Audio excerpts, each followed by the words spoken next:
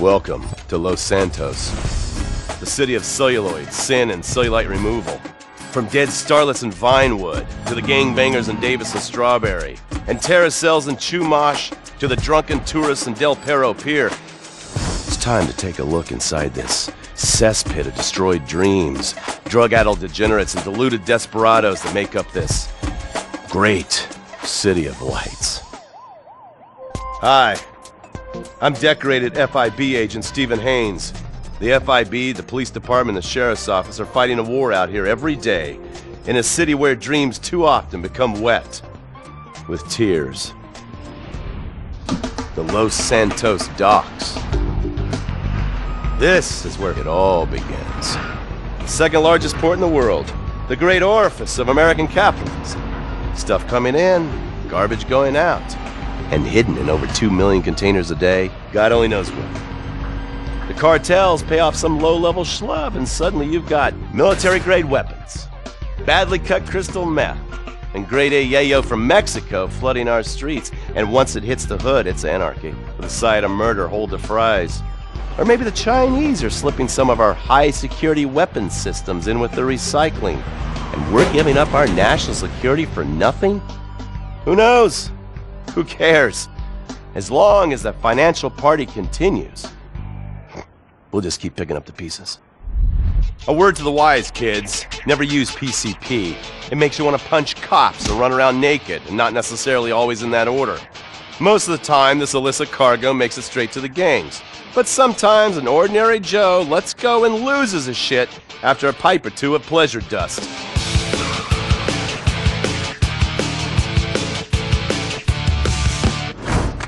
The Vagos, bloodthirsty Chicanos with a predilection for pain, papaya juice, and spicy plantains. They're one of the largest Mexican street gangs in the city, with rumored connections to several major mafias. While half the battle out here is fought with guns, the other half is with informants. Sometimes you need to become the bad guys to bust the bad guys.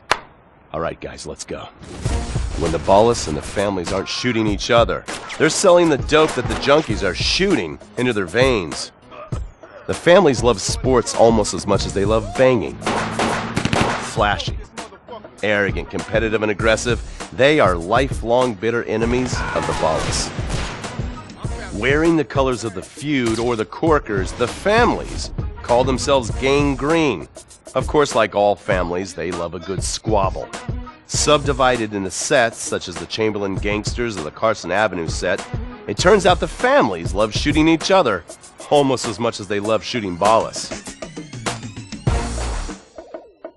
Now, the LSPD have had many run-ins with various family sets over the years. With the ballas, the FIB take a more community outreach approach.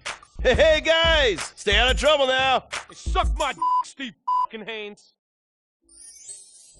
Now the ballas fly the colors of the Los Santos Panic, or the Boers, purple, because they are the bruise on the face of this city. While some thugs obviously prefer 4 wheels, other desperados prefer 2. Leather, exhaust, and drugs. No, this isn't an exotic S&M party. These are one of the nation's toughest outlaw motorcycle gangs, the Lost. Rumors are they get a new tattoo for every person they stab. And it's definitely okay for your motorcycle mama to show her breast to your friends. The FIB has been tracking the Lost for years. We've jumped from coast to coast and have spent more time in the Midwest than a tornado spotter. When they're not running meth, they're smoking it. Or so I hear, a dangerous new drug on the streets called toilet cleaner. And believe me, your toilet will be cleaned after you've smoked some of it. Of course, Vinewood being Vinewood, it's not all about leathery dudes trying to show off on their motorbikes or roided-up gangbangers stuck in some 90s time warp. This is the town that made mass murder into nostalgia. Of course, to become truly popular, your murder has to be both unsolved and gruesome. In a town full of alien spotters, adults dressed as zombies, and entertainers dressed as cartoon characters, it takes something particularly awful to really catch people's attention. The famous, unsolved murder of a Vinewood starlet is one such case. For years, horny nerds have wondered what happened to Leonora Johnson, and if they would have plucked up the courage to speak to her or kill her themselves. It's inspired filmmakers, writers, and copycat killers. Conspiracy theorists have blamed various celebrities, the mayor, the Soviets, short skirts, women's liberation, and hidden aliens embedded amongst us for the murder. But not all crime is premeditated.